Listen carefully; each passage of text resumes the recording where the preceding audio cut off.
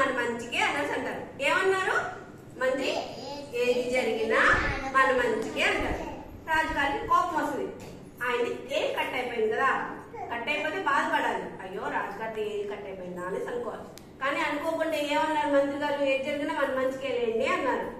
అయితే రాజుగారికి కోపం వచ్చి ఏం చేస్తారంటే ఆయన తీసుకెళ్లి జైల్లో పెడతారు.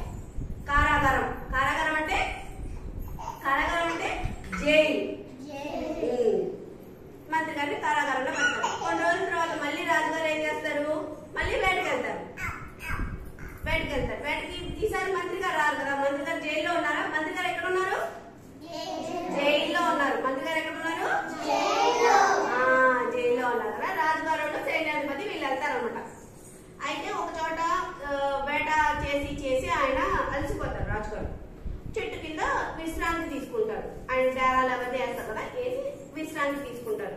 విశ్రాంతి తీసుకుంటుంటే అప్పుడు అడవుల్లో కొండ జాతి వాళ్ళు ఉంటారు. అంటే వాళ్ళకి ఎడ్యుకేషన్ అదంతా ఉంటుంది అన్నమాట. కొండ జాతి వాళ్ళు ఉంటారు. వాళ్ళు ఏం చేస్తారంటే రాజుగారిని పట్టుకొని వెళ్ళిపోతారు. తీసుకొని వెళ్ళి వాళ్ళకి అమ్మవారు ఉంటారు. పెద్ద చేతులు అయ్యి పెద్దగా ఉంటారు. వాళ్ళకి ఏంటంటే కొండ జాతి వాళ్ళు అయితే జంతువుని చేయాలా. కొండ జాతి వాళ్ళకి ఏం చేస్తారంటే వాళ్ళు రాజుగారిని మంచిగా రెడీ చేసి అమ్మవారికి బలి ఇయడానికి చేస్తారు. అమ్మవారికి మనం దేవుళ్ళకి ప్రసాదం పెట్టి ఏం చేస్తాము?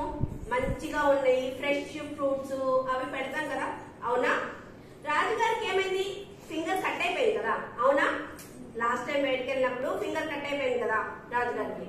అయితే అక్కడ కోయిదర ఆయన చూస్తారనమాట. చూసి అయ్యా రాజుగారికి వేయలేదు, అమ్మవారికి ప్రసాదంగా ఇన్ని పెట్టలేము అనేసి వదిలిపెట్టేస్తారు. రాజుగారు ఏంటి? అమ్మయ్యా నేను బతికిపోయాను అనేసి రాజ్యానికి వస్తారు. రాజ్యానికి వచ్చి మంత్రి గారిని పిలిపిస్తారు. జైల్లో ఉన్నారు కదా మంత్రి గారు. పిలిపించి మంత్రి గారు మీరు చెప్పారు కదా ఏది జరిగినా మన మంచిగా అని, ఇప్పుడు నాకు వేలు కట్ అయింది కాబట్టి నన్ను వదిలిపెట్టారు, లేకపోతే నేను వాళ్ళ దగ్గర దేవుడికి బలైపోయేవాడిని అనేసి అంటారు కదా. అయితే మంత్రి గారు అంటారు నన్ను జైల్లో పెట్టడం కూడా మంచిదేనండి అనేసి అంటారు.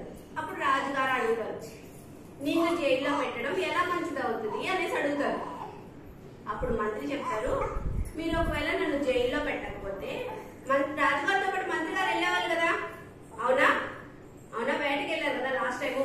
అప్పుడు ఇప్పుడు జైల్లో పెట్టకపోతే మంత్రి గారు కూడా వెళ్ళేవాళ్ళు. అప్పుడు రాజుగారి కంటే వేలు కట్ అయింది, మంత్రి గారికి వేలు కట్ అవ్వలేదు కదా. అప్పుడు ఏం చేసేవాళ్ళు? వాళ్ళు కోయళ్ళు మంత్రి గారిని బలిచ్చేసేవాళ్ళు, అవునా? కాబట్టి మంత్రి గారు ఎలా